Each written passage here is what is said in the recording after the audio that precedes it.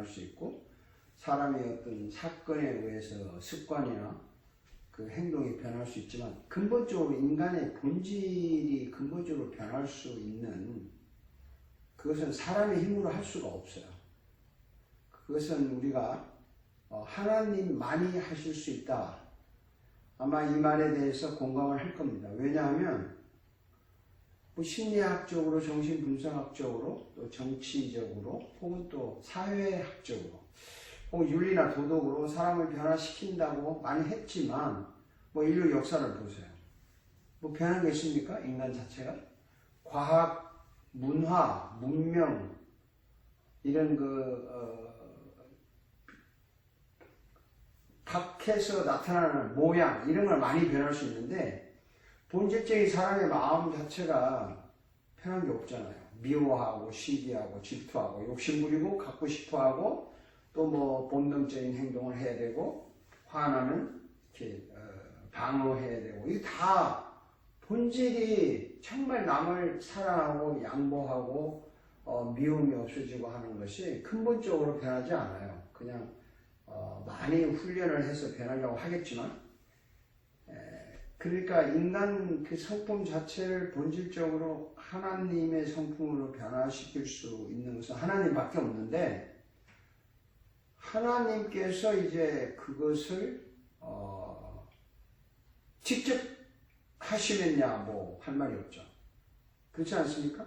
하나님께서 직접 하시면 할 수 있는데, 하나님이 그것을 설교자를 통해서 하시겠다고 한다면 저는 그 점에 대해서 감사하게 생각하는 겁니다. 왜? 하나님께서 이 말씀을 주었잖아요. 이 말씀을 통해서 사람을 변화시키는 것이거든요. 그러니까 말씀이 없으면 하나님을 알 수도 없고, 또 말씀이 없으면 그 하나님에 대해서 들을 게 없어요. 그런데 이 하나님의 말씀인 성경은 하나님에 대해서 알려줄 뿐만 아니라 그 자체가 사람을 근본적으로 변화시키는 하나님의 말씀이라는 거죠. 그래서 하나님의 말씀이기 때문에 이 하나님의 말씀을 직접 하시느냐 뭐 할 말이 없는데, 그것을 설교자를 통해서 설교를 하게 하는 것이다. 그래서 설교자가 이것을 하나님의 말씀을 이제 전해주는 대변자, 대언자 역할을 하는 것인데, 이걸 할 때에 목적이 하나님의 말씀을 통해서 그 사람을 본질적인 변화를 주는 거죠.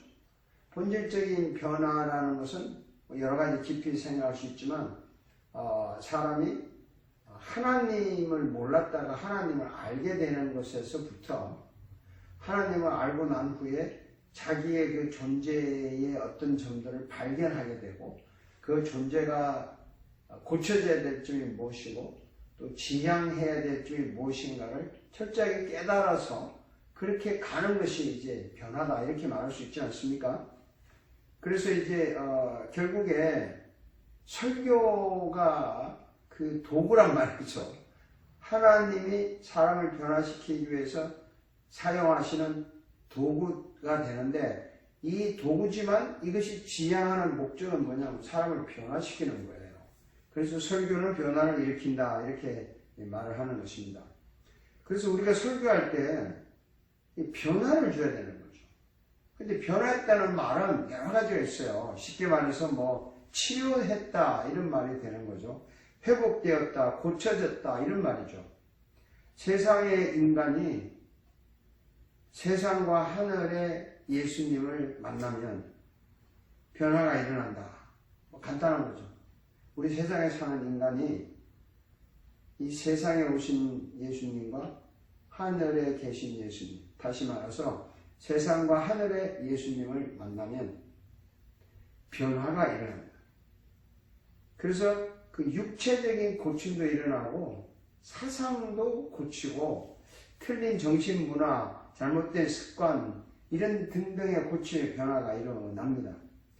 그런 변화를 우리는 이제 고침이라고 하고, 뭐 그냥 쉽게 말하면 힐링이죠. 힐링. 치료된다는 거죠. 그래서 이 고침이라는 것은요, 육체, 마음, 정신, 그리고 뭐 부정적, 비도덕적 사고방식을 이제 정상으로, 비정상에서 정상으로 회복하는 거죠.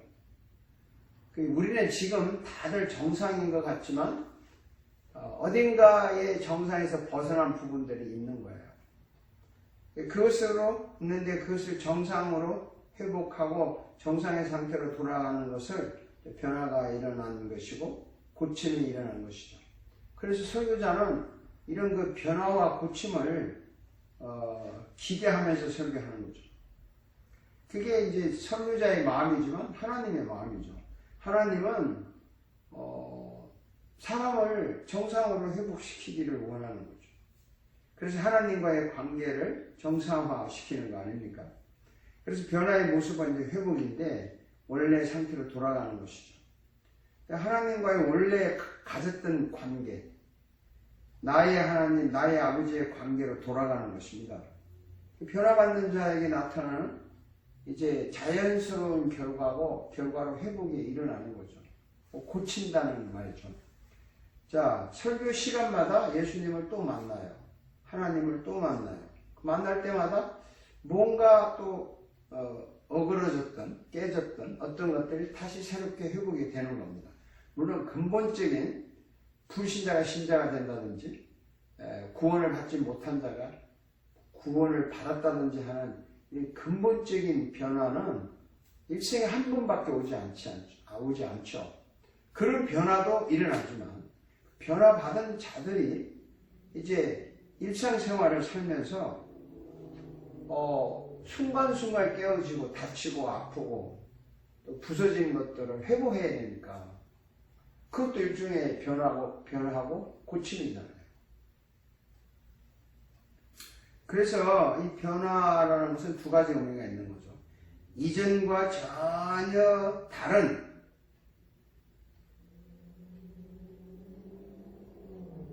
변화가 일어나는 것이고 똑같은 것인데 그것이 더 강해지고 더 새로워지는 변화도 변화라는 거죠.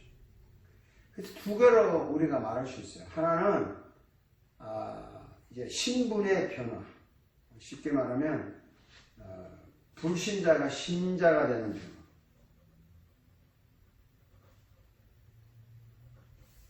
그 다음에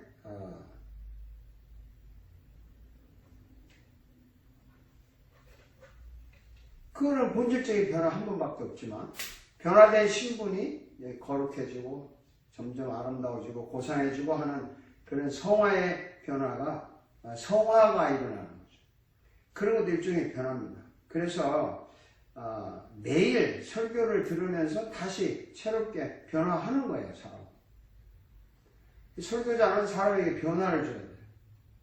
그래서 이제 뭐 예배 시간에 설교할 때 어떤 하나님의 말씀을 통해서 그 말씀을 통해서 예수 그리스도를 만나게 하고 예수 그리스도를 만나면 어쨌든 사람은 변화가 일어나는 거예요. 이것을 계속 요구하는 것이 이제 설교자죠. 그래서 우리가 설교자가 설교할 때 사람이 변하는 모습이 정말 볼 수 있으면 설교자는 최고로 하나님 앞에서 사명을 다했다 할 수 있는 거죠.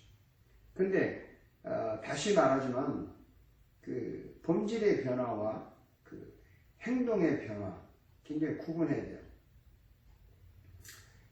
행동의 변화가 아니라 성경에서 말하는 변화는 본질의 변화입니다. 그 신분의 변화죠. 화학적으로 말하면요, 뭐 다 알다시피 물이 포도주로 변한다든지, 그렇죠? 사회적으로 말하면 뭐 한국 시민권자가 미국 시민이 된다든지, 영적으로 말하면 뭐 죄인이 의인이 된다든지, 사탄의 자녀가 하나님의 자녀가 된다든지, 이렇게 어떤 그 신분, 뿌리 이런 것이 바뀐 것을 변화라고 해요. 근데 왜 변화하지 않느냐, 사람들이. 그 참 중요한 질문인데요. 사람이 변하지 않는 이유가 있어요. 그 변하지 않는 이유는 본질적인 변화는 사람의 힘으로 바꿀 수 없어요.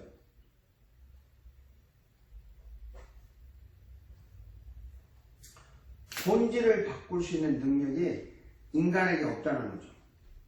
자, 물 자체가 포도주로 저절로 변하겠어요? 그 물이 어떤 모르겠어요. 무슨 화학적인 어떤 뭐가 일어나서 변화할 수 있겠죠. 한국인이 저절로 미국 사람이 되겠어요? 죄인이 자기 스스로 의인이 되겠습니까? 제가 한국 사람인데 내가 원해서 미국 사람이 되겠냐고. 내가 죄인인데 내가 원해서 의인이 되겠냐. 스스로가 어떤 노력해서 스스로가 어떤 활동을 해가지고요. 자신의 본질을 바꿀 수 있는 그런 사람, 동물, 피조물은 없습니다. 무엇인가 누구인가에 의해서 타인에 의해서 본질이 바뀌는 것이죠. 그래서 이거는 굉장히 중요한데 인간은 자기 힘으로 변화할 수 없어요. 행동이 변하면 사람이 변한다는 것은 이제 교육이나 심리학에서 사용하는 말이고 또 생각이 바뀌면 행동이 바뀌고 행동이 바뀌면 사람이 바뀐다는 말도 마찬가지죠. 그러나 생각을 본질적으로 바꾼다고 해서 또 그래서 행동이 바뀐다고 해서 사람이 바뀌는 것은 아니에요. 본질이 바뀐 인간의 그 본질을 바꾼다는 말 이거 참 말하기 힘든데요. 그 구조 자체를 바꾸는 거 아닙니까? 구조 자체를 바꾸는 것인데 본질은 행동으로 바뀌는 것이 아니에요. 본질은 그 본질을 만든 자가 다시 허물어서 새로 만들어야 돼요. 그래서 어떤 변화를 이야기할 때 그 행동의 변화 이전에 본질적인 변화, 구조적인 변화가 먼저 일어나야 된다. 그 결과로 행동이 변한다. 이거 설교 시간에 지금 제가 무슨 심리학 이야기하는 것 같은데 이게 설교할 때 이 본질을 알아야 됩니다. 사람이 근본적으로 변하는 것은 사람의 힘으로 할 수 없다 이 말이죠. 그래서 본질적인 변화가 일어난 다음에 우리가 성화하는 거죠. 그것을 행동의 변화라고 하는 겁니다. 그래서 행동의 변화는 연속적으로 계속 할 수 있지만 본질적인 변화는 딱 한 번에 일어나요. 그래서 본질의 변화는 이제 구원받았다, 중생이다, 의인됐다, 힘을 받겠다. 이거는요 하나님만이 하시는 거예요. 하나님만이 하실 수 있어요. 이걸 아셔야 돼요. 그래서 우리가 변화할 때 자꾸 행동을 강조하지 말고 본질을 강조해야 되는 거죠. 그래서 성화라는 것은 이 본질의 변화 후에 일어나는 겁니다. 그래서 이 변화는 끊임없이 성령의 사역이면서 또 동시에 그 변화는 우리가 반응을 하는 사역이라고 할 수 있어요. 쉽게 말하면 이런 겁니다. 구원이라든지 신분의 변화라든지 이런 것은 전적으로 하나님의 사역이에요. 우리 힘으로 어떻게 할 수가 없어요. 근데 일단 변화가 일어났잖아요. 본질적인 변화가 일어나서 이제 성화된단 말이죠. 하나님의 성품을 닮아가고 매일매일 삶에서 새롭게 하고 뭔가를 향상하고 발전하는 거. 이거는 성령님의 전적인 사역이면서 동시에 구원받은 우리들의 반응해야 될 사역이에요. 그러니까 이거는 이제 서로가 유기적인 관계로 같이 가는 거죠. 그래서 우리가 반응하지 않으면 성령님도 멈추는 것 같아요. 이 경험인데요. 성령님이 강력하게 역사를 기다릴 때 우리가 그 성령님의 역사를 강력하게 갈망도 해야 되지만 어떤 일을 할 때 정말 이 고난이 왔을 때 극복을 해야 된다든지 이 유혹을 이기려고 애쓰다든지 어떤 주어진 일을 하려고 할 때 힘들 때 내가 이걸 통해서 하나님 이름을 높여야 되겠는데 라고 하면서 그 일을 할 때 힘들 때 정말 이 일을 하는데 성령님의 도움을 요청해서 성령님의 도움을 받아서 이 일이 성공적으로 끝날 때 한편은 성령 충만이면서 한편은 나의 그 노력도 합쳐진 거죠. 이거는 구원 받은 후에 하는 겁니다. 그래서 어쨌든 본질적인 변화나 행동의 변화나 간에 설교는 이 두 가지를 계속 추구하는 거예요. 그걸 갈망해 주시는 거죠. 예수님은 사람을 두 가지로 고쳤잖아요. 본질적으로 변화시키고 또 행동을 변화시켰잖아요. 그래서 이 한마디로 말하는 본질의 변화나 행동의 변화를 한마디로 말해서 변화다, 힐링이다. 그래서 이것은 매일 힐링이 일어나야 되고 또 불신자나 하나님 몰랐던 사람들은 어쨌든 본질적인 변화가 일어나야 된다 하는 것인데 설교자는 항상 설교할 때 이거를 그 머리에 두고 설교를 해야 된다고 생각합니다. 설교자가 그냥 뭐 변화를 기대 안 하고 감동을 준다? 좋죠. 또 그래서 뭐 여러 사람 자료들을 해가지고 마음의 느낌을 주고 깨달음을 주고 그래서 내가 이렇게 나도 그렇게 살아봐야 되겠다 하고 도전을 받고 흔히 하는 말대로 뭐 자극을 받았다. 그것도 굉장히 좋은 거죠. 하지만 그것을 넘어서서 그 설교를 듣는 순간에 내가 정말 이게 아니었구나, 이렇게 또 가야 되는구나 그러고 그 당장에 왜 그 음식을 먹으면 맛을 느끼듯이 뜨거운 것이 맛뜨고 하듯이 내가 일주일 동안 이게 이렇게 했는데 여기서 지금 치료를 받는구나, 나 여기서 회복을 받는구나, 여기에서 설교를 들으면서 내 마음에 힐링이 일어나는구나, 이걸 정말 줘야 되는 거거든요. 근데 뭐 감동도 줘야 되지만 감동을 넘어서서 그 어떤 변화를 줘야 되는 건데 말하기가 좀 힘들겠지만 우리는 감동 자체를 변화와 혼동할 때가 있어요. 근데 감동은 뭐 영화를 보고도 감동받을 수 있고 어떤 개인의 눈물 나는 스토리를 들어도 감동을 받고 자극을 받아요. 그렇지만 하나님의 말씀을 듣고 감동을 받아서 자극을 받는 거하고 인간의 어떤 스토리를 듣고 감동받아서 자극받는 거하고 다르다는 겁니다. 감동이라는 말과 자극이라는 말과 변화라는 말의 단어는 똑같지만 그 변화와 자극을 주고 감동을 주는 그 주체가 하나님의 말씀이냐 아니면 어떤 인간의 성공담과 인간의 그 뭐라고 그럴까요? 그 극복하는 극기를 극복하는 눈물 나는 이야기냐, 이 다르다는 거죠. 그래서 감동을 주는 주체, 이거 정말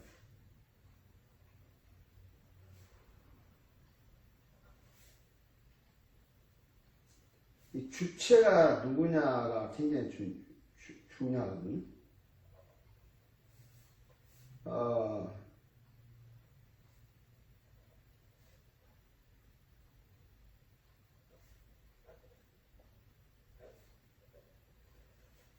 저는 이거를 좀 심각하게 예리하게 여러분들과 이야기하고 싶은데 아마 여러분 생각에 감동받았다 할 때 뭐에 의해서 감동받았냐 이거죠. 어떤 사람의 스토리에 감동을 받아서 했다. 그거 참 좋아요. 그렇지만 교회에서 예배 시간에 감동을 주었다, 변화를 주었다, 자극을 주었다 하는 것은 말씀으로만 가능하다는 거죠. 그래서 이게 혼동을 많이 하죠. 왜냐하면 많은 사람이 예를 든단 말이죠. 이렇게 해서 성공했다, 이렇게 해서 승리했다, 그래서 하나님 말씀이 맞다, 이게 참 좋은 거지만 그 수준에 머물면 안 된다는 겁니다. 그 변화는 살아계신 하나님 말씀이 나를 찌르고 나에게 자극을 주고 나에게 감동을 줘서 그걸 받아서 그런 마음을 가졌을 때 나도 뭐 세상에 어떤 사람이 성공했듯이 저렇게 살아도 한번 트라이를 해보겠다. 또 어떤 사람이 이렇게 극복해 나도 해보겠다. 이렇게 하는 거죠. 우리가 성공한 사람 이야기 들을 때 다 그렇게 해서 성공한다면요. 얼마나 좋겠어요. 그렇지만 진정한 그 하나님의 말씀으로 변화를 일으킨 극복이나 성공은 세상 사람들이 성공해서 주는 거하고는 뭔가 다르다는 거 아시잖아요. 설명하기가 힘들겠지만 그걸 깨달아야 됩니다.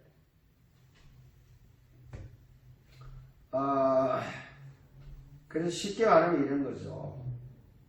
변화는요, 고침이라는 거는 저절로 일어난다. 이렇게 말할 수 있어요. 왜 저절로 일어나냐 하면, 음식을 잘 먹잖아요. 운동을 하잖아요. 또 뭐, 이렇게 유쾌하게 살잖아요. 그러면 아픈 것이 치료가 되는 거죠. 치료라는 것은 약을 먹고 음식을 먹고 뭐 한 결과지, 약도 안 먹고 음식도 안 먹고 아무것도 안 했는데 내가 병을 고쳐야 되겠다고 병하고 막 뭐 어떻게 그 바이러스하고 싸움만 한다고 해서 되는 게 아니잖아요. 마찬가지로 변화는 우리가 말씀을 듣고 말씀의 자극을 받고 말씀의 감동을 받고 말씀을 통해서 나의 잘못된 것을 깨닫고 회개하고 또 나의 그 말씀을 통해서 내가 잘하고 있는 것을 더 격려받고 이렇게 해서 그 말씀에 의해서 내가 어떤 반응을 할 때 변화는 저절로 일어난다. 변화하려고 노력하는 것이 아니라 하나님의 말씀이 오면은 사람이 꿈틀거리고 저절로 일어난다는 거죠. 그리고 말씀이 방향을 제시하는 거예요. 이렇게 하라 저렇게 하라 막 방향을 제시할 때 그렇게 하면은 저절로 결과가 좋아진다. 그래서 저는 이렇게 말합니다. 설교자는 변화를 하기 위해서 여러분 이렇게 하십시오. 저렇게 하십시오. 이렇게 해야 복 받습니다. 저렇게 하기를 축원합니다.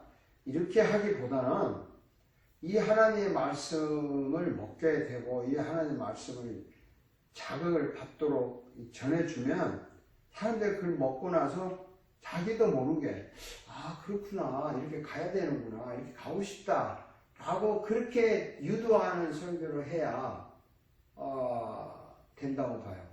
예수님이 설교하실 때 보면 너 일어나라 그럼 일어났잖아요. 먹어라 먹을 수 있잖아요. 떡을 나눠주니까 받아 먹었잖아요. 근데 이 떡을 먹어야 됩니다. 너는 일어나야 된다. 너는 용기를 가지고 믿어야 된다. 그러면 된다. 예수님이 하신 거는 그런 거 없어요. 예수님 자신의 말씀을 던졌고 그 말씀을 받은 사람은 거기에 대한 반응이 저절로 일어나는 거예요. 저절로. 38년 된 병자 같은 사람들 또 혈루증 걸린 사람들이 자기가 일어나라 했을 때 어떻게 38년 누워있는데 일어나겠어요? 저절로 일어나는 거예요. 하나님의 능력이겠지만 하나님의 말씀에 대한 자연적인 결과다 이렇게 말하는 거 아닙니까? 예수님 옷을 만졌어. 저절로 나왔어. 또 다른 경우도 있죠. 소경들 보고 눈에 침을 바르고 가서 씻어라. 침을 바르고 가서 씻으니까 저절로 나은 거죠. 그러니까 그 변화는 자연스럽게 나타나는 결과지 우리가 변화를 하려고 노력해서 되는 것은 저는 아니라고 봐요. 그래서 항상 하나님의 말씀을 듣고 항상 하나님의 말씀에 귀를 기울이고 그 말씀대로 내가 행동을 하려고 할 때 어느 순간에 그런 결과와 열매가 오는 거지 내가 이 목적과 변화를 위해서 말씀을 여기다 갖다 붙이고 변화를 위해서 어떤 말씀을 의도적인 행동을 하고 그건 아니라고 생각합니다. 여러분은 어떻게 생각할지 모르겠어요. 그래서 기독교가 이렇게 해야만 해야 좋아진다는 그런 의무적인 어떤 강요적인 메시지를 주는 것은 기독교가 아니라고 봐요. 우리가 주일날 예배하러 오잖아요. 물론 이제 불신자들은 예수를 믿기 위해서 구원을 받기 위해서 우리가 전도를 하고 예배를 하러 오지만 구원을 받은 사람들은 예배하면 복을 받는다 이것 때문에 오는 거 아니잖아요.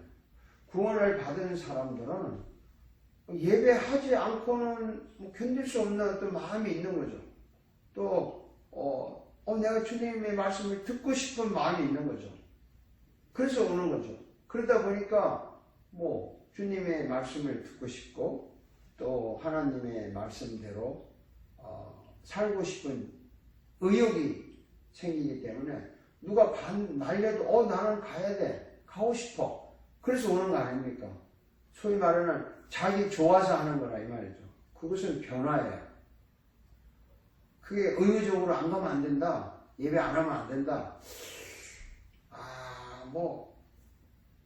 안식일을 지켜라 안 지키면 돌에 맞기도 하고 구약 성경에 그런 얘기 나오는데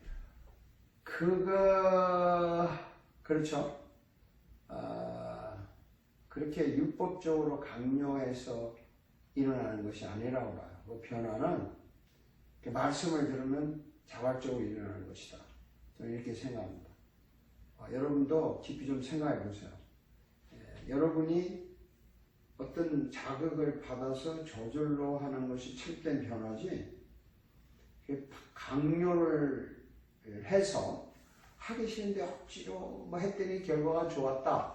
그럴 수도 있어요. 그렇지만 참된 기독교의 본질은 하기 싫은데 억지로 하는 것이 안 하는 것보다 낫다. 그럴 때 결과가 좋다. 그것도 괜찮죠. 성경에 비유가 나오잖아요. 아들 비유. 둘째 아들은 반대하고 나갔다가 나중에 뉘우치고 돌아와서 했다는 거죠. 그 아들이 처음에는 하다가 관둔 아들보다 나중에 안 한댔다가 가서 뉘우치고 돌아온 아들이 더 낫다. 근데 그 뉘우치고 돌아왔다는 게 강제로 돌아왔겠어요. 그냥 돌아오는 거죠. 또 집 나간 탕자 아들도 마찬가지죠. 지가 비참하니까 저절로 내가 가야 되겠다. 지가 알아서 온 거지. 부모가 너 안 오면 때려? 죽여? 이랬다 온 게 아니잖아요. 사람은 그래서 엄격히 보면 예수님이 십자가에서 돌아가셨을 때 절대로 그 강요에 의해서 돌아가신 게 아니잖아요. 자기는 하고 싶지 않지. 돌아가고 싶지 않았죠. 그래서 내 뜻대로 마시고 아버지 뜻대로 하라고 했을 때 결국에 아버지 뜻대로 한 거지, 아버지가 너 해야 돼 강요해서 한 건 아니잖아요. 스스로 한 거죠. 우리가 이게 기독교에서는 봉사하라 하라, 저도 많은 그 실수를 했는데요. 직분자 세울 때 직분자는 이렇게 해야 된다. 직분자 교육을 시키고 세미나를 하고 시식을 했는데 현실적으로 그 의미가 없어요.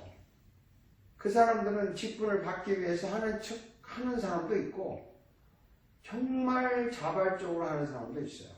그러면 정말 자발적으로 직분을 받으니까 너무 황송하고 좋아서 하는 사람은 저절로 강요가 없어요. 불만이 없어요. 그냥 해요. 기쁨으로. 근데 이제 내가 이거 받으니까 잘해야지, 열심히 해야지 하고 어느 정도 자기 의지적인 것을 부여해서 하다 보면 체면상하고 어쩔 수 없이 하고 나중에 다 깨지고요. 자기도 불행해요. 이건 근본적인 변화가 아니죠. 제가 똑같은 걸 반복하지만 변화는 자연스러운 것이고 저절로 일어나는 결과지 우리가 변화를 목적으로 하는 건 아니에요. 우리는 말씀을 먹고 받아들이고 말씀에 이렇게 반응을 이렇게 하려고 이렇게 그 말씀에 심각하게 기쁨으로 생각하고 말씀도 받아들이면 저절로 변화가 일어나는 거예요. 저절로. 제가 예를 드는 것이 좀 안 됐겠지만 술을 많이 마신 사람이 나 술 취하지 말아야지 하면서 열심히 마셔요. 의지적으로 안 취해집니까? 그냥 마시고 취해지는 거예요. 그러니까 하나님의 말씀은 살아서 활동력이 있기 때문에 그 말씀에 귀를 기울이고 말씀을 받아들이고 말씀을 제대로 먹으면 사람이 꿈틀거리게 되어 있습니다. 그래서 설교는 그런 의미로서 사람을 변화를 주는 것이 설교의 목적이다. 이렇게 말하는 거예요. 예배 시간에 변화 아무도 안 받고 그냥 오늘 설교 감동받았다. 오늘 참 좋았다. 이거 끝나버리면요. 그 시간에 웃고 떠들고 끝나는 거예요. 그건 하나의 잔치, 파티지 예배가 아니란 말이죠. 자, 이제 55페이지로 들어가겠습니다. 55페이지. 여기에는 이제 설교의 다양한 방법들이 있어요. 설교의 종류, 방법, 굉장히 많다는 얘기를 하는 거죠. 설교가 언제부터 있었냐? 설교의 역사를 좀 보면은 창세기 때는 뭐 하나님이 직접 말씀을 했기 때문에 창세기 때는 설교가 뭐 있었다 이렇게 좀 말하기가 힘든 것 같아요. 근데 출애굽 시대부터 설교가 시작이 되었다. 모세가 이제 백성들을 향해서 하나님의 말씀을 전하기 시작했잖아요. 아마 그래서 이제 하나님의 말씀을 전하는 자, 그 다음에 듣는 자, 그들이 모인 장소, 시간, 이제 이런 것들이 이렇게 형성이 된 거죠. 그래서 시대에 따라 차이가 있지만, 그래서 하나님의 말씀을 누군가가 어떤 특별한 장소에서 어떤 모인 사람들에게 한다는 걸 볼 때, 지금도 비슷하죠. 설교자가 모인 장소에서 성도들에게 어떤 특별한 시간이에요. 그래서 아마 설교의 그 기원이라고 하면 출애굽 시대부터 설교를 했다. 자, 이렇게 말할 수 있습니다.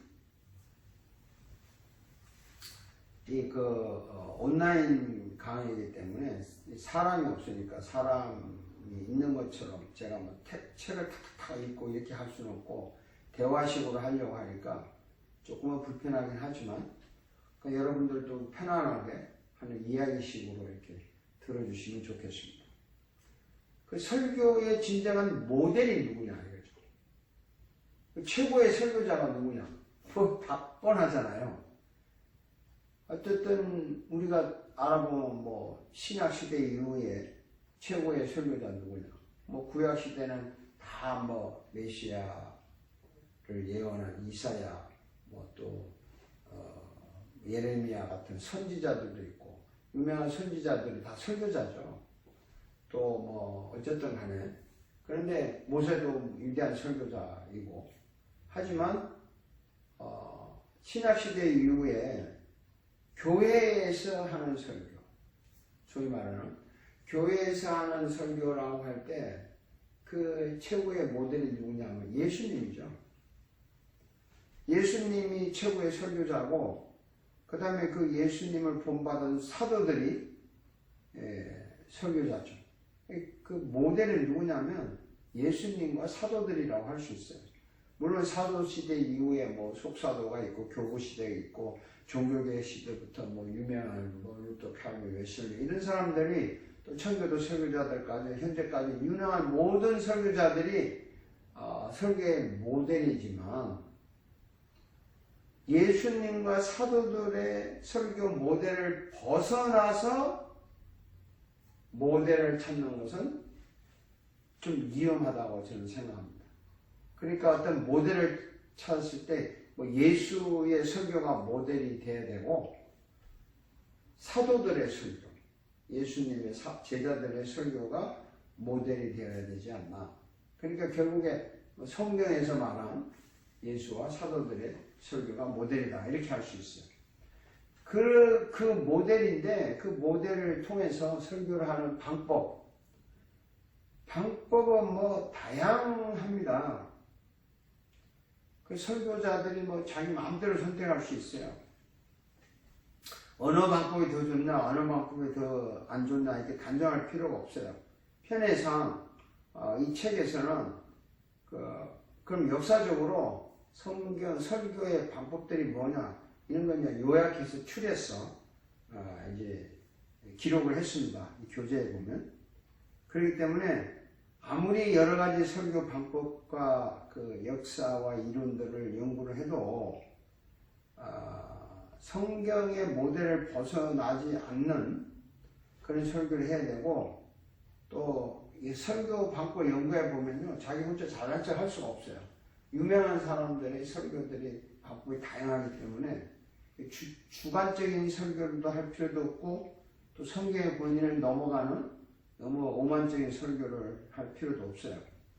그래서 이제 이 책의 55페이지부터 설교의 다양한 형태를 기록을 했습니다. 여러분이 다 아는데 56페이지 들어갑니다. 이게 뭐냐면 목적에 따른 이제 설교의 형태를 분류하는 거죠. 목적에 따른 복음적인 설교가 있어요.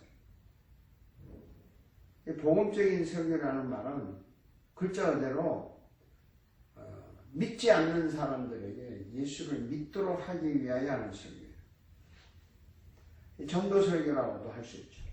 주로 뭐 부흥회 때라든지 어떤 큰 대중 집회라든지 아니면 뭐 주로 이제 TV 같은 데서 하는 그 TV 설교자들도 주로 복음적인 설교를 하죠. 왜냐하면 TV로 설교 듣는 사람들은 불신자도 많아요. 신자들도 있겠지만. 그래서 복음적인 설교, 그 캐리그메릭 프리칭이라고 하는데 구원을 받게 예수 그리스도를 전하는 그리고 또 이제 구원 받은 사람들에게도 한 번쯤은 이 구원의 진리를 깨우쳐주는 그런 의미에서 계속 복음적인 설교는 신자나 불신자를 상대로 할 수는 있어요. 근본 목적은 이제 불신자를 주로 대상으로 하는 그런 설교를 복음적인 설교라고 할 수 있습니다. 교훈적인 설교라는 게 있어요. 그 교훈 성경에서 이걸 디다케라고 그러는데 디다케 교훈적인 설교가 뭐냐? 글자 그대로 뭐 영국의 신학자 그 다드가 말했는데 사도들의 설교를 두 가지로 분류했어요. 하나는 복음적인 설교, 또 하나는 디다케. 디다케적인 설교를 했는데 가만히 생각해 보면요, 순수하게 구원을 위해서 전하는 설교는 복음적인 설교라고 하고, 그 다음에 이제 그 예수를 믿은 사람들이 믿고 난 후에 어떻게 살아야 될까 하는 것은 교훈적인 설교라고 얘기할 수 있습니다. 또 신자로서 어떻게 윤리적인 생활을 해야 되고 어떻게 음식을 먹어야 되고 어떻게 문화생활을 해야 되냐. 그래서 복음적인 설교, 교훈적인 설교는 사도들이 다 했다 이렇게 말합니다. 그렇지만 이제 교훈적인 설교의 특징이 뭐냐면 어디까지나 교훈이죠. 교육이죠. 이렇게 하라. 이렇게 있는 게 좋다. 어떤 사회적인 어떤 그 반응, 또 도덕적인 관점, 윤리적인 문제 이런 것을 이제 설교하는 것을 교훈적 설교로 합니다. 그 다음에 이제 테라피틱 프리칭이라고 하는데 치유적인 설교가 있어요. 그 사람은 이 세상에 살면서 정치, 경제, 사회 모든 분야에서 자신을 상실한 사람들이 많아요. 그리고 상처받은 사람들이 많아요. 그 여러 가지 물결에 휩쓸려서 병든 사람들이 너무 많아요. 그래서 글자 그대로 수고하고 무거운 짐진 자들이죠. 그래서 이런 사람들에게 용기를 주고 회복을 주고 희망을 주는 설교, 치유적인 설교라고 합니다. 인기가 좋잖아요. 어쨌든 소망을 줘야 되고 그 아픈 마음을 위로해 주는 설교니까 굉장히 필요한 거죠. 그 목적이 이제 이렇게 달라지는 겁니다. 그 다음에 이제 예언적인 설교가 있어요. 그 prophetic preaching이라고 하는데 사회를 향해서 이제 외친다 이런 거죠. 어쨌든 사회라는 것은 뭐 두 사람 이상 모이고 더 많이 모이면 사회가 되고 하나의 국가가 되고 뭐 세계가 되는 거 아닙니까? 근데 이렇게 그 사회를 향해서 외쳐야 되는 거죠. 근데 교회와 사회가 분리될 수가 없어요, 사실은. 교회와 정치가 분리될 수가 없어요. 왜냐하면 교회는 국가, 정치, 사회, 경제 모든 분야를 향해서 잘못됐다라고 설교를 해야 되기 때문에 우리가 직접 경제, 정치가가 되는 것도 아니고 우리가 직접 정책을 만드는 그런 건 아니겠지만 정치를 향해서 말을 해야 되는 거죠. 경제를 향해서 말해야 되고 사회를 향해서 말해야 되고. 근데 언제부터인가 이 정치와 종교의 분리라는 이건 왜 그런지는 저는 조금 이해하기가 힘든 것 같아요. 왜냐하면 분리는 해야 되겠죠.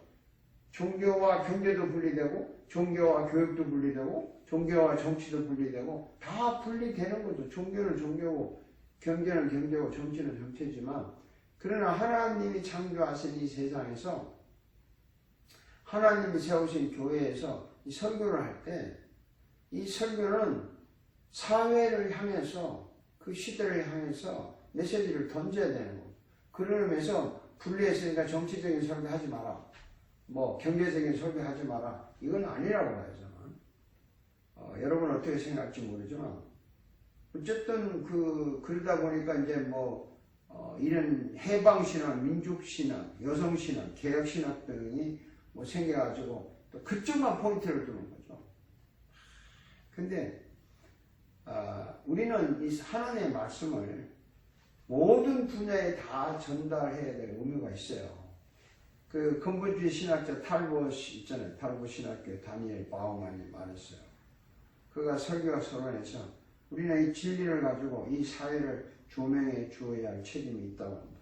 그러니까 설교가 모든 분야에서 설교를 해야 돼요.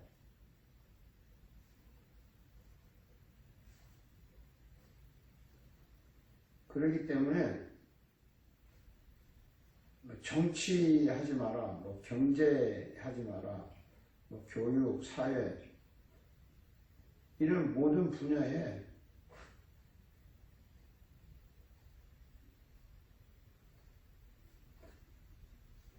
정치 가를 욕할 필요는 없어요. 그죠? 경제에 가를 비난할 필요는 없어요. 어떤 경제에 대해서, 어떤 정치에 대해서, 어떤 교육에 대해서, 어떤 문화에 대해서 예언적인 설교를 해야 되는 겁니다. 그렇게 설교를 하지 않으면 교회가 죽는 거죠. 그래서 복음적인 거, 교훈적인 거, 치유적인 거, 예언적인 것을 포함해서 설교를 할 때 목적에 따라서 분류한다 이렇게 할 수 있어요. 오늘날 여러분들이 설교를 들을 때 정치적인 설교하면 저 사람이 목사가 무슨 정치 이야기를 해 이럴 거고 근데 경제 이야기하면 목사가 무슨 경제 이야기를 해 목사가 윤리 이야기 윤리는 사회 종교니까 관계없다 이렇게 생각하고 그 외에 문화 스포츠 하면 목사가 저런 걸 얘기하냐 이렇게 생각을 하는데 그렇지 않죠. 사회를 향해서 설교를 해야 돼요. 중요하죠.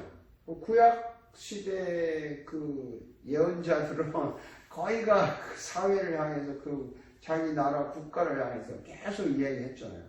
그럼 선지자들의 말을 들으실 때 구약 시대라고 제한할 필요는 없겠지만 아니 왕이 선지자를 보고 야 너네들은 하나님의 말씀만 전해 왜 정치에 간섭해? 너네들은 제사장들이 왜 간섭해? 이렇게 시대하지 않았어요.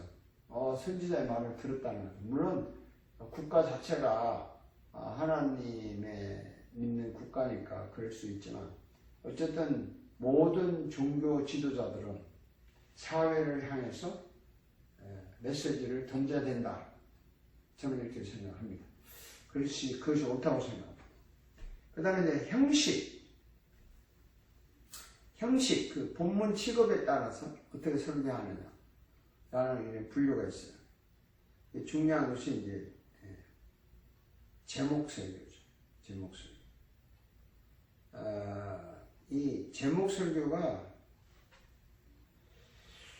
좋기도 하고 안 좋기도 해요. 트레이드 신학교의 밀터 카이즈라는 교수는 이렇게 말했어요.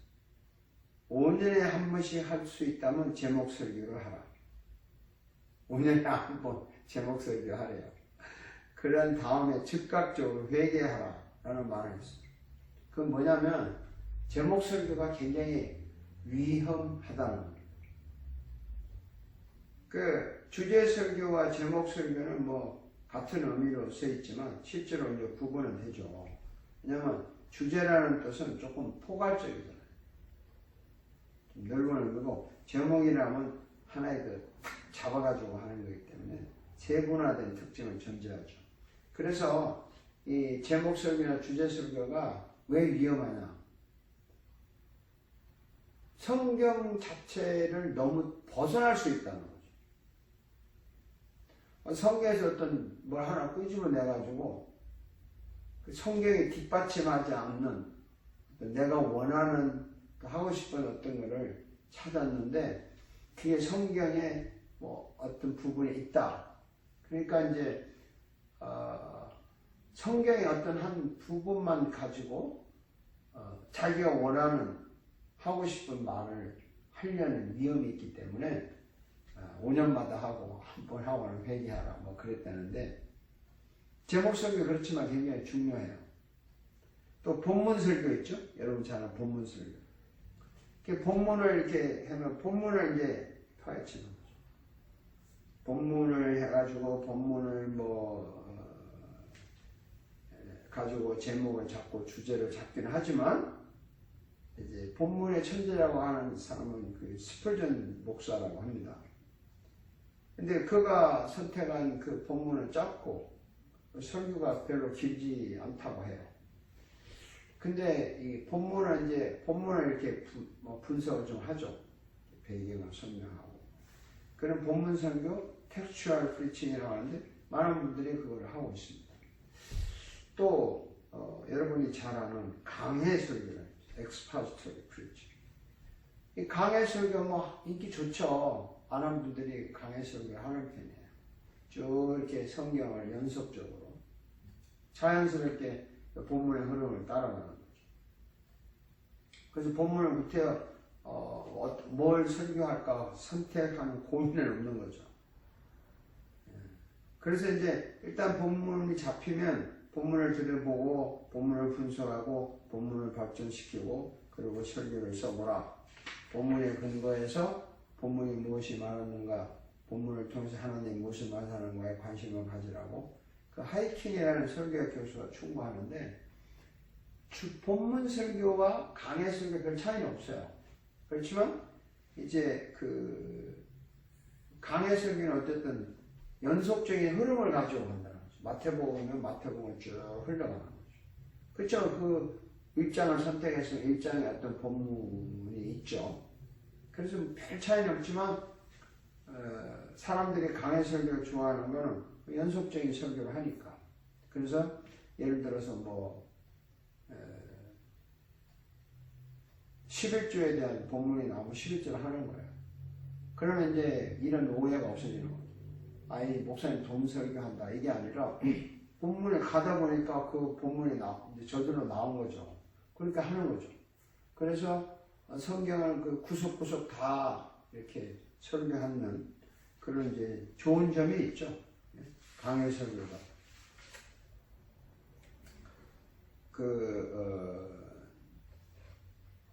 소위 말하는 이제 성경을 구석구석 다 설교하시는 거죠. 그게 차이입니다.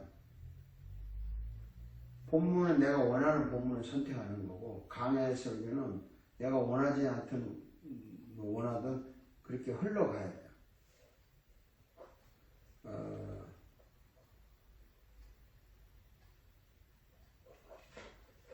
그런데 이제 한 가지 여기서 좀 깨달아야 될 게 룰리아 박사가 이렇게 말했어요. 기독교적인 설교가 되려면 성경적인 설교해야 한다. 굉장히 강하게 말했어요. 그 성경적인 설교 방법은 어떤 것이냐? 그러니까 성경적인 설교라는 말을 한 거예요. 이게 참 고민을 좀 하는 건데 누구나 다 성경적인 설교하죠. 근데 성경적인 설교는 어떤 것이냐?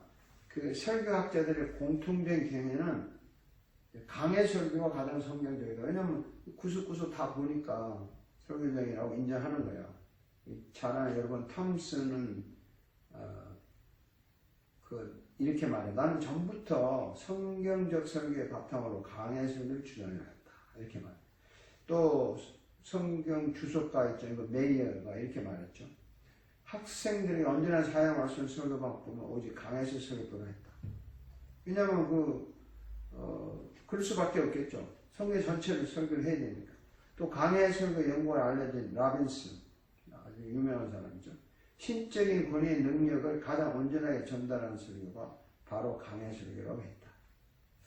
자, 강해 설교 여러분 많이 하실 거라고 생각해요. 또 여러분이 다니는 교회에 목사님들이 강해식으로 설교를 많이 한다고 생각해요.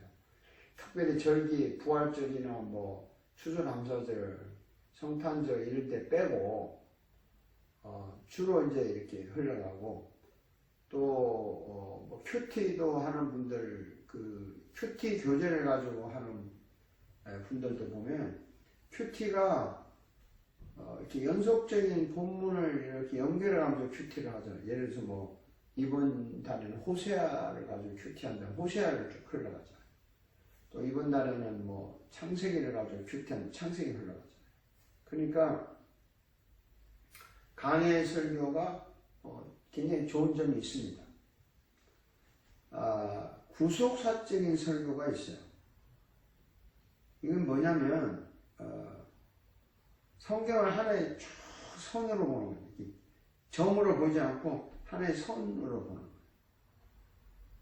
그러니까 전체 흐름을 탁 놓고 이제 보는 거예요. 그러니까 이거는 하나님의 그 구원의 사역을 큰 흐름으로 보면서 이제 창세기는 구원이 요 정도고, 뭐 예를 들어 출애굽기는 이 정도고, 뭐 이렇게 해서 요한계시를 가면 뭐 구원이 완전히 이루어지는 이런 그 흐름을 보면서 어떤 본문에 대한 이야기를 하는 거죠. 그래서 뭐 출애굽기는 구원사적에 보면 이런 과정이다. 또 뭐 이스라엘 국가는 이런 과정이다. 상당히 그 매력 있는 설교라고 할 수 있어요. 그 리덴티브 히스토리컬 프리칭이라고도 했는데 아주 좋은 거죠. 또 율법과 복음의 설교가 있어요. 참 재밌는 표현인데 율법과 복음의 설교는 이게 루트란 교단에서 하는 설교예요. 그 루트는 먼저 율법을 제시해요. 그런데 그 율법을 이룰 수 없다, 인간은. 그래서 제시하는 게 복음이에요, 굿뉴스예요. 그 중심에 이제 예수 그리스도를 얘기하는 거죠.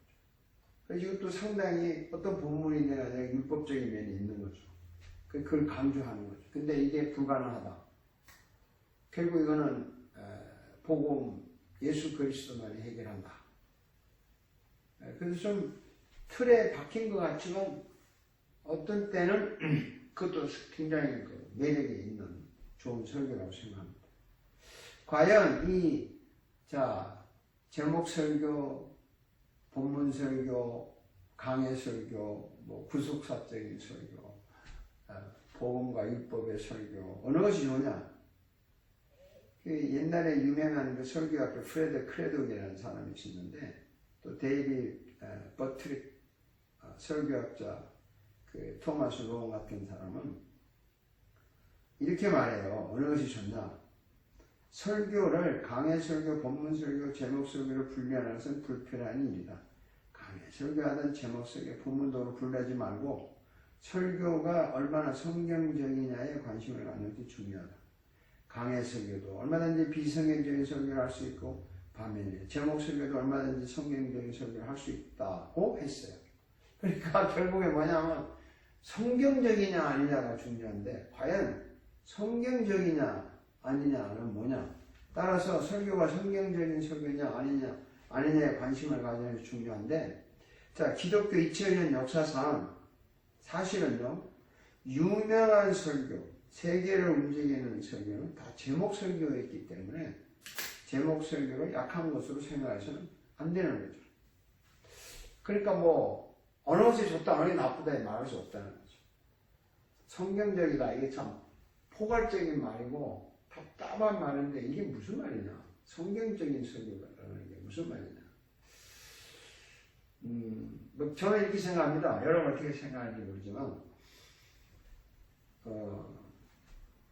성경적인 설교는 어떤 성경이든지 간에 어떤 본문이든지 간에 그것은 예수 그리스도를 향한 설교다. 그게 저는 성경적이라고 봐요. 그 여러분은 어떻게 생각해요? 뭐 성경 예수 어떤 본문이든지 예수 그리스도가 거기에 드러나지 않으면 그럼 뭐 세상 이야기하고 똑같죠. 성경 가지고 세상 이야기하는 거죠. 그러니까 그게 성경적이 아니다는 거죠. 성경을 쓰지만 그 성경의 주인공 예수가 밀려나면 뭐 성경적이 아니죠. 그래서 성경적이냐 뭐냐면 그리스도가 주연으로 등장을 해야 되는 거예요. 주연. 저는 그렇게 생각하는데 여러분도 공감할 줄 압니다. 또 그래야 되고요. 자, 그 다음에 그 내용, 설교하는 내용 있잖아요. 뭐 이게 복잡한 얘기지만, 자, 설교의 목적에 따라서 그 형식, 본문을 취급하는 거에 따라서, 그 다음에 설교 내용이죠. 그 내용이 참 중요한데, 설교 내용을 인물 설교를 하는 게 있잖아요. 인물. 뭐, 어떤 성경의 인물을 가지고 제목 설교도 할 수 있고, 강해 설교도 할 수 있는 거죠.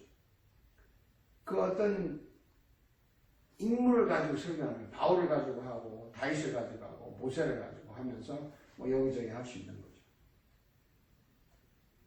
그래서, 뭐, 한 본문에 한 인물이 나타났다면 그것만 되지만, 그 인물에 대한 설교를 하다 보니까 여러 가지 본문을 선택할 수 있으니까, 뭐, 어떤 제목을 가지고 또 혹은 강해식으로 접근할 수 있는 거죠. 여러분 인물 설교 많이 해보셨을 거예요.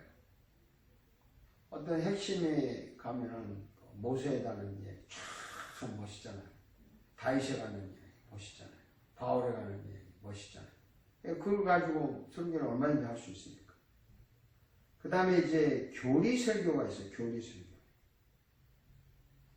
교리 설교는 거의 뭐 제목 설교와 형태가 비슷하죠.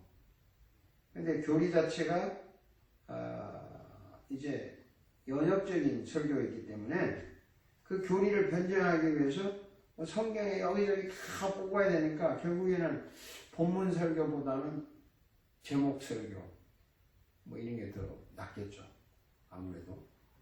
근데 교리 자체가 연역적이다라는 말을 썼는데 이거 59페이지 이야기입니다. 이거 여러분 읽어보세요. 제가 한번 읽어볼게요. 교리 자체가 연역적이라고 한 것은 매우 중요하다. 귀납적이 아니라는 겁니다. 예를 들자면 하나님께서 나의 허리 사이즈보다 훨씬 큰 바지를 주셨다. 우리는 당연히 나의 허리 사이즈를 기준으로 바지를 바꾸어 주기를 간구하거나 아니면 허리 사이즈에 맞게 바지를 고칠 것이다. 이것이 귀납법이다. 인덕티브 메소드를. 그러나 바지 사이즈에 맞게 나의 허리를 고치려고 한다면 수많은 수고와 갈등이 일어난다. 그럼에도 바지 사이즈에 맞게 허리를 고치는 것이 연역법, 디덕티브 메소드이다. 순종이라는 거죠. 교리 자체는 연역적이고 교리 설교는 연역적인 설교예요. 성경은요, 하나님의 사이즈에 맞게 인간의 사이즈를 고쳐가게 하는 거죠. 어떻게 고쳐갈 것인가도 하나님 중심으로 만들어간다. 그래서 성경은 연역법적으로 해석되어집니다. 물론 연역법이라는 큰 원리 속에서 귀납법적 해석도 필요하다. 그러나 큰 줄기는 연역법적으로 이루어져야 한다. 연역법적 해석은 왜라는 질문보다는 어떻게, how 할 것인가에 중점을 둔다.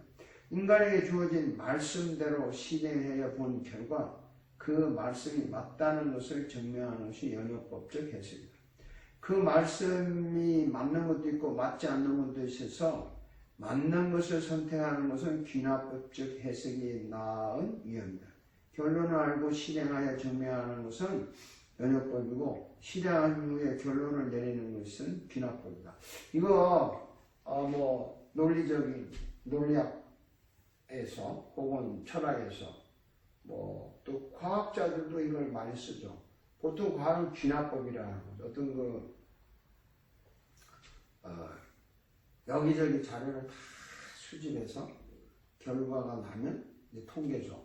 결과가 난 걸 가지고 이거다. 이거 하는 거 아닙니까? 요즘 이거 코로나 바이러스 때문에 하는데 백신을 개발하자 할 때 뭐 그동안 해온 자료들을 다 분석해가지고 이런 걸 뽑아서 이제 인간의 실험 단계에 왔다고 하는데 그 많은 자료들을 이제 뽑아서 이게 나와서 되면 이거다. 안 되면 버리는 거예요. 안 되니까. 이게 귀납법이죠. 과학적이죠. 상당히. 그러나 또 한 번 생각해 볼 필요가 있어요. 이렇게 하면 될 것이다 라고 하는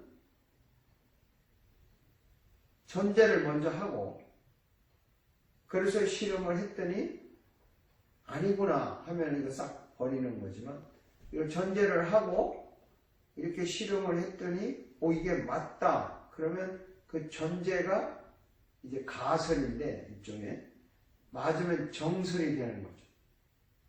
그리고 이게 이제 정설이 돼서 일종의 이 과학적으로 또 논리적으로 또 여러 가지 그 통계학적으로 정설이 되면은 나중에 학교에서는 이걸 학설이라고 하고 일반에서는 이걸 정설이라고 하잖아요. 자, 그것처럼 하나님의 말씀이 우리에게 주어졌어요. 근데 이게 일단 뭐 가설로 받아들이는 거죠. 이게 진짜 그럴까? 정말 그럴까? 하고 주어져서 그대로 해보니까 진짜 그렇더라. 그러니까 이게 결과가 안 달라지는 거예요. 그 말씀대로 한 결과가 전혀 달라지지 않기 때문에 성경에 주어진 말씀을 내가 어떻게 적용할까로 해석하고 끝나야 돼요. 내가 어떻게 할까로 끝나야 돼요. 왜 주었냐는 물어도 답이 없어요. 사실은. 아까 바지 얘기를 했지만 자, 나에게 하나님이 바지를 하나 줬어. 왜 줬을까? 연구할 수 있겠죠. 잘 입고 뭐 폼내할 수 있겠죠. 근데 내가 이 받았으면 어떻게 해야 돼? 입어야 되잖아요. 이거 왜 줬냐 따지는 건 사실은 이미 뭐 입고 쓰라고 줬는데 구체적으로 뭘 따지겠어요. 입어보니까 사이즈가 너무 큰 거야. 아니 그러면 하나님 왜 이걸 줬냐 이 말이죠. 그럼 우리는 어떻게 생각하는 것을 이거 줬는데 사이즈를 내가 줄여야 되겠다 이렇게 생각이 딱 드는 거예요. 근데 하나님은 그게 아니죠. 너 사이즈를 줄이라고 준 게 아니죠. 이거 입으라고 줬죠. 입으라고. 근데 안 맞아 커. 그러면 어떻게 해야 돼요? 이거 고치라고 준 게 아니란 말이죠. 입으라고 줬지. 이게 중요한 거예요.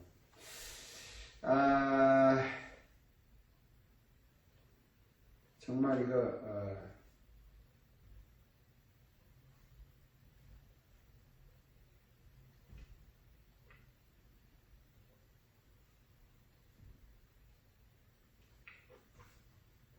근데 우리는 고칠 생각을 하는 거죠. 입기 위해서.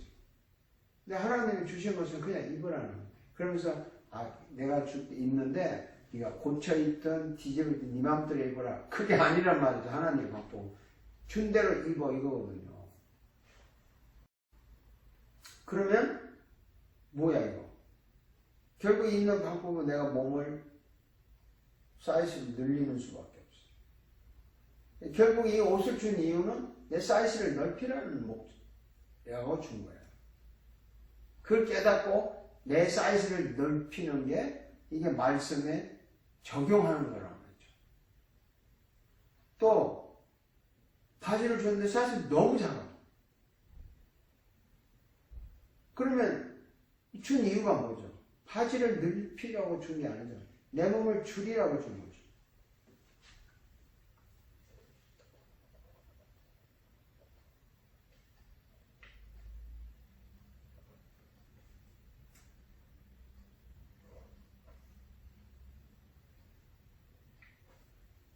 결국에 목적이 내 몸을 뜯어 고치라고 준 거란 말이죠.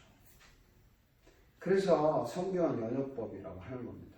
많은 분들이 성경 말씀을 할 때 내가 너무 순종하기 힘들어요. 너무 따라가기가 힘든 게 있어요. 그러면 이걸 어떤 식으로 해석해서 편리하게 이렇게 하고 싶은 마음이 생겨요. 사람들이. 그거 아니라고 저는 생각해요. 힘들지만 그 말씀에 나를 맞추는 거죠. 맞추다 보면 내가 변하는 거죠. 말씀을 변화시킬 수 없대. 말씀을 변질시킬 수 없잖아요. 내가 변해야 되잖아요. 이게 연역법이에요.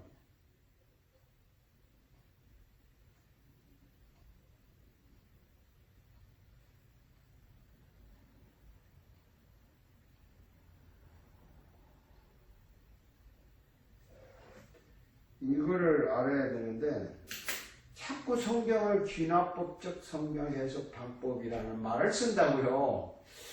이거 제가 거부할 수도 없고, 아니 성경을 왜 귀납법적으로 해석해요? 그런 그 교재가 있지 않습니까? 뭐 커피 브레이크 해가지고. 저도 처음에는 뭐 괜찮다고 생각을 했습니다. 근데 깊이 하나님의 말씀을 연구하고 오랫동안 설교해 보니까 이러니까 인간이 변하고 인간 마음대로 성경을 해석하고, 그래서 이 사회가 뭐 요즘에 솔직히 말해서 성경을 다르게 해석하지 않습니까? 뭐 성경에 뭐 여성 우월주의, 남성 우월주의, 성경에 무슨 뭐 이성 동성 간에 뭐 이런 문제를 성경이 뭐 이렇게 저렇게 다 다루고 있는데 우리가 현실에 맞게 이걸 뜯어 고치고 있잖아요. 그 귀납법적이죠. 내 몸을 변화시키라는 거예요.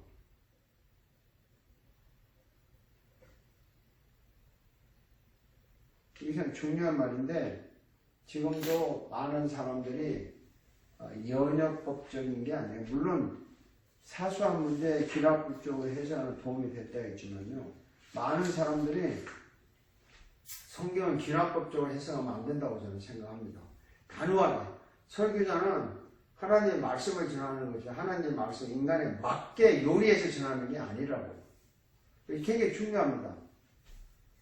그렇지만 이 중요한 것을 현대 교회가 잊어버렸고 모르고 있어요. 알려고 하지 않아요. 우선 그냥 현실에 맞게 해야 되는 그게 너무 쫓겨서 그 말씀을 현실에 맞게 잘 설명을 해야 되지 현실에 맞게 재해석을 하면 안 되는 거죠. 어린애에게는 어린애에 맞게 말하고 어른은 어른에 맞게 말을 해야 되는 거지 그 시대에 맞게 어떻게 잘 할까를 연구하는 거지 그 시대에 맞는 말을 해서는 안 된다는 거예요.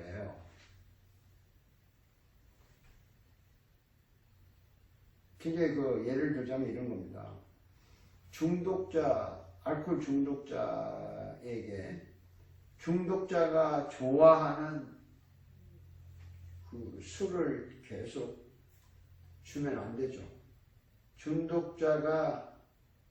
중독자에게 그 맞는 어떤 거를 치료하기 위해서 약간의 술을 넣을 수도 있고 뭐 하겠지만 그가 원하는 술을 줌으로써 그게 치료가 된다고 생각하면 안 되는 거죠. 똑같은 거예요. 오늘날 많은 사람들이 자기가 듣고 싶은 말을 듣고 싶어 한다고. 그러니까 하나님의 말이 내가 듣고 싶은 것으로 해석이 되기를 원하는 거예요. 자꾸 비납법적으로 하는 겁니다. 그러니까 뭐 진화론이 가는 거고 또 뭐 이성, 동성의 문제가 뭐 그냥 흐지부지 되는 거고 또 뭐 그 민주 자유 뭐 이런 그 언론 인권 이런 문제가 그냥 뒤죽박죽 되는 거예요. 그 다음 이제 세 번째 교리설교망 윤리설교라는 게 있습니다. 윤리설교. 이거는 뭐 아까 말한 대로 그 복음적인 교훈적인 설교와 같이 나는 건데 이 윤리 설교할 때는 제목 설교, 강해 설교 뭐 이런 거 다 다루겠지만 그 주로 이제 윤리적인 걸 하니까 제목적인 게 되겠지만 어디까지나 내용에 도덕적인 걸 포함하는 거죠. 교리적인 것보다는 뭐 도덕적인 거 이런 것만 하는 거죠. 그래서 설교 들어보면요, 인물을 가지고 설교하는 게 있고 교리적인 설교를 하는 게 있고 그 다음에 이 도덕적인 설교를 하는 이런 게 많이 있어요. 자, 오늘 여기까지 하겠습니다. 여러분 수고하셨어요. 기도하겠습니다. 하나님 아버지, 우리가 설교에 대한 이야기를 잠시 하고 있습니다. 또 이 강의가 온라인이기 때문에 상당히 어색하고 불편하긴 하겠지만 그러나 핵심적인 것은 잘 받아들여서 도움이 되었으면 좋겠습니다. 모두에게 하나님의 평강이 함께하기를 기원합니다.